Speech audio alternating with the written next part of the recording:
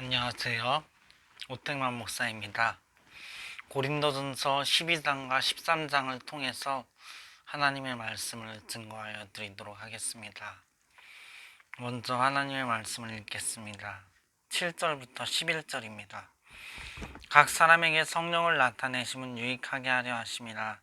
어떤 사람에게는 성령으로 말미암아 지혜의 말씀을, 어떤 사람에게는 같은 성령을 따라 지식의 말씀을, 다른 사람에게는 같은 성령으로 믿음을, 어떤 사람에게는 한 성령으로 병 고치는 은사를, 어떤 사람에게는 능력 행함을, 어떤 사람에게는 예언함을, 어떤 사람에게는 영들 분별함을, 다른 사람에게는 각종 방언 말함을, 어떤 사람에게는 방언들 통역함을 주시나니 이 모든 일은 같은 한 성령이 행하사 그의 뜻대로 각 사람에게 나누어 주시는 것이니라. 아멘.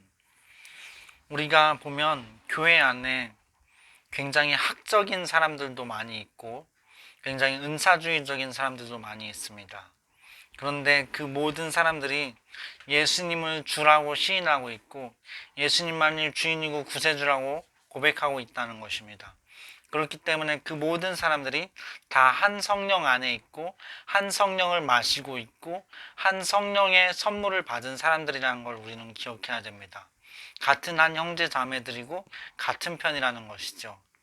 그래서 학적으로 나아가는 사람들은 그들의 은사대로 복음을 전파하고 또 하나님의 나라를 이루고, 또 은사주의적인 분들도 복음을 전파하고 하나님의 나라를 이룬다는 것입니다.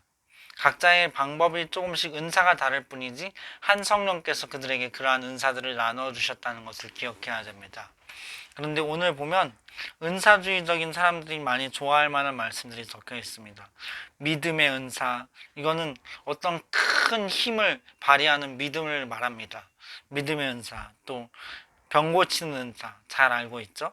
그 다음에 능력 행함을 은사, 이것도 어떤 강력한 어떤 우리의 초자연적인 능력을 행하는 그러한 은사를 말합니다. 또 예언하는 은사, 영들 분별하는 은사, 여러 은사들이 있습니다. 이런 은사들을 정말로 나눠주신다는 것입니다. 오늘날에도 하나님의 성령의 선물을 받은 사람들이 지구촌에 많이 있죠. 신유의 은사, 병 고침의 은사를 받은 사람들도 많이 있어서 활동하고 있고, 유명한 사람들도 많이 있지만 유명하지 않은 수많은 치유의 은사를 받은 사람들이 너무나 많이 있습니다. 세계 곳곳에 다니며 세미나를 열고 사경회를 열고 사역을 하고 은사 집회를 열고 있습니다.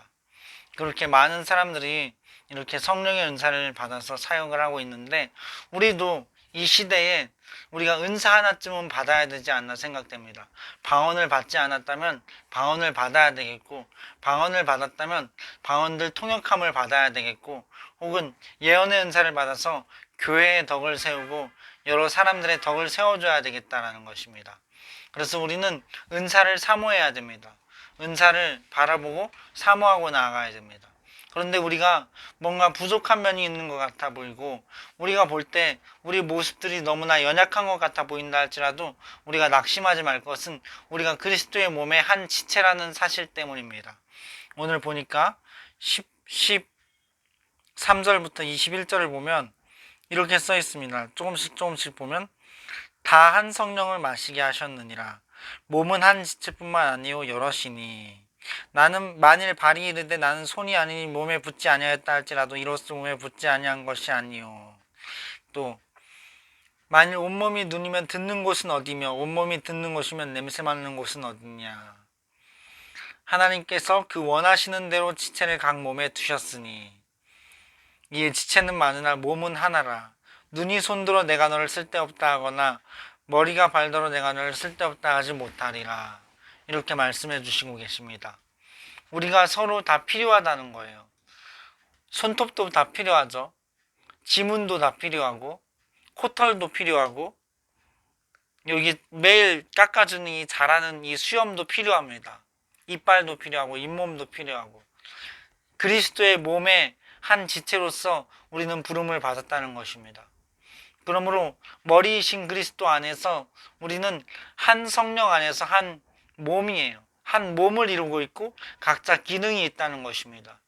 우리는 각자 더 연약하게 보이는 것들이 오히려 소중하고 요긴하고 그렇다는 것을 기억해야 되는 거예요.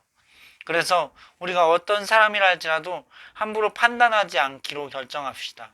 어떤 지체를 향해서 이 사람은 소중한 사람, 이 사람은 좀 덜 소중한 사람, 이렇게 판단하지 않기로 결정합시다. 뿐만 아니라 자기 자신을 향해서도 나는 더 소중한 사람, 나는 덜 소중한 사람, 이렇게 판단하지 않기로 결정합시다. 우리는 그리스도 안에 지체이기 때문입니다. 다 각자 필요한 대로 하나님께서 부르셨고 그 역할을 감당하고 있는 것입니다. 그러므로 우리가 하나님의 사랑을 받은 자녀로서 온전한 정체성을 가지고 우리가 우리 자신을 소중히 여기고 또 이웃을 사랑하고 우리 지체 안에 있는 각 사람들을 사랑하고 소중히 여길 수 있어야 되겠습니다. 끝으로 고린도전서 13장을 보니까 9절 10절에 이렇게 써 있습니다. 우리는 부분적으로 알고 부분적으로 예언하니 온전한 것이 올 때는 부분적으로 하던 것이 패하리라.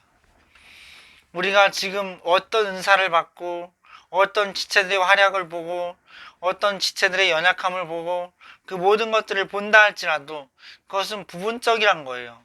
그것이 다가 아니란 것입니다. 하나님께서 우리에게 완전한 것을 보여주실 때가 오는데 그때는 부분적으로 하던 것이 다 끝난다는 얘기입니다. 패하리라. 끝난다는 거예요. 그러므로 이 땅에서의 어떠함 때문에 너무 자고하지도 말고 너무 수그러들지도 맙시다. 우리 이 땅에서의 부분적인 것들은 나중에 다 사라질 것들입니다. 결국엔 완전한 것이 올 것인데 그것은 저 천국에서 하나님께서 보여주실 것입니다. 하나님께서 우리에게 나타내실 그 완전한 것을 볼 때가 되면 우리는 참으로 놀랍게 하나님 앞에 영광을 돌리고 영원한 예배 가운데 참여하게 될 것입니다.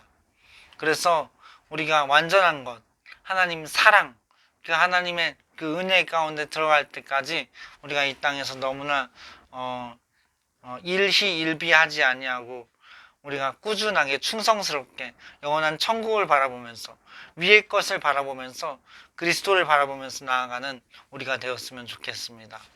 하나님께서 완전한 것을 보여주실 것입니다. 자, 그래서 오늘은 이렇게 고린도전서 12장, 13장의 부분을 좀 설명드리면서 이야기를 나눠봤습니다. 어때요? 어떻게 이 이야기가 은혜가 되셨는지 모르겠습니다. 하나님의 은혜가 가득하려면 우리가 또 성경을 묵상하고 우리가 따로 시간을 내서 성경을 먹어야 합니다. 성경을 묵상하는 것이 하나님께 애교 부리는 것과 같다고 어느 목사님이 그러시더라고요, 책에서. 그래서 하나님께 애교 마음껏 부리시고 사랑 많이 받으시기 바랍니다. 기도하시겠습니다. 사랑하는 하나님, 우리에게 말씀을 통하여서 알게 하시고 하나님의 뜻을 깨닫게 하시고 주님의 뜻대로 살아가게 하시옵소서. 우리가 주님을 알게 하시고 주님 정말로 완전한 것이 올 때까지 온전히 견디며 충성스럽게 살아가도록 붙들어 주옵소서. 예수님의 이름 안에서 기도드렸습니다. 아멘. 할렐루야. 평안하십시오.